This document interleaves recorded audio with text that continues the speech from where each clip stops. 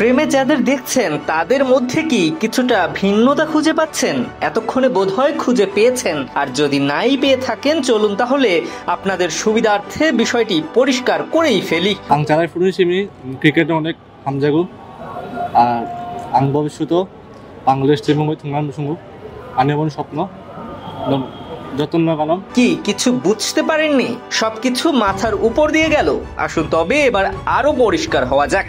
এটা বলছি আমি ছোটবেলা থেকে ক্রিকেটকে খুব ভালোবাসি, আর আমি বাংলাদেশ টিমে হয়ে খেলতে চাই। আর আপনারা সবাই আশীর্বাদ দোয়া করুন। এতক্ষণ যে গোলক ধাঁধার মধ্যে ছিলেন কিছুটা হলেও তা থেকে হয়তো বেরিয়ে আসতে পেরেছেন। এবার আসা যাক কেই বালক, কি তার পরিচয় সেই বিষয়ে। নাম তার অনিক দেব বর্মন। স্যান্ডেলিনা সো, রূপচর্চায় আভিজাত্য। শারীরিক গঠন, চালচলন সবকিছুতেই অন্যদের থেকে খানিকটা ভিন্নতা রয়েছে যার মধ্যে। বাড়ি তার হবিগঞ্জ জেলার বাহুবল থানার এক ত্রিপুরা পরিবারে। পরিচয় শুনে আর বোঝার বাকি থাকে না কোনো এক ক্ষুদ্র নৃগোষ্ঠী পরিবার থেকে উঠে এসেছেন এই অনিক দেব বর্মন। দেশের ক্রিকেটে এখনো যেই আদিবাসী সম্প্রদায়ের পা পড়েনি, সেখান থেকে ক্রিকেটের মূল স্রোতে যেভাবে এসেছেন এই তরুণ ক্রিকেটার, সেই গল্প নিজের মুখেই শোনালেন দেশের ক্রিকেটের এই ভবিষ্যৎ প্রজন্ম। আমি যখন ছোট ছিলাম, বড় ভাইদের সাথে খেলতাম, তখন আমাদের এলাকায় কোনো কারেন্ট ছিল না।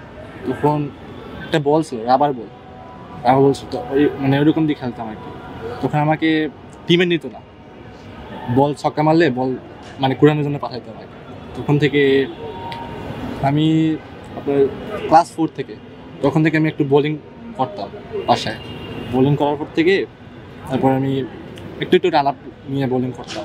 তারপরে আস্তে আস্তে বড় ভাইদের সাথে খেলতাম। হঠাৎ তারপরে আমি ক্লাস 5-এ পড়াশোনার জন্য মানে টাউনে চলে গেছি। আমি ওইখানে আন্ডার 16-তে আপনার 2019-20-এ ট্রায়াল দিছি। আমি তখন নিচ্ছি তখন আমাকে ট্যালেন্ট টিকছি স্কোয়াডে নেই। আমি নিজেকে আরও মানে মোটিভেট করি। জি তখন থেকে আমি আরও মানে ভালো করে প্র্যাকটিস করি, ভালো মানে পরিশ্রম করি। তারপরে ভেঙে পড়িস না, তোর জন্য এটা সুযোগ তোকে নিজেকে গড়ার জন্য। এমন কেউ কি হেল্প করেছে? জি আমার একটা ভাই ছিল, মানে আমি এলাকায় আর কি বড় অনেক সাপোর্ট করতো আমাকে। ওনার নাম না বললেই হতো, সমস্যা নেই। উনি আমাকে অনেক হেল্প করেছে।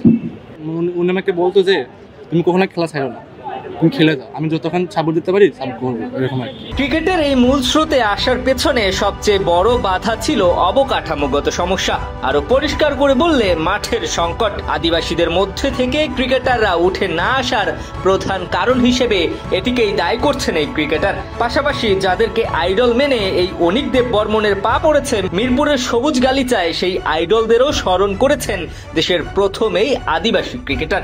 এমনকি নিজের ত্রিপুরা ভাষায় কথা বলে সকলের মনও জয় করে নিয়েছেন অনিক। জানিয়েছেন এই ভাষার আসল অর্থটা কি। সুযোগ পাই না কারণ ভাই এখানে মানে তত মাঠ থাকে না, আমাদের খেলার জন্য মাঠ থাকে না। আমি তো চলে আসছি আপনার শহরে চলে আসি, এই জন্য আমি একটু সুযোগ পাইছি। বাংলাদেশের তাসকিন ভাইয়া আর পাকিস্তানি শোয়েব আক্তার আর অস্ট্রেলিয়ান ব্রেটলি। আমাদের ভাষার নাম কক বড়। কক অর্থ কথা আর বড় অর্থ মানুষ, মানুষের কথা।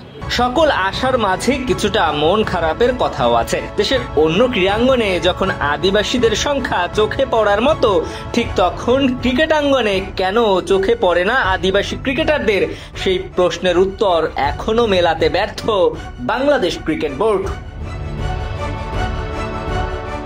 দিবাকর চৌধুরী, কালবেলা।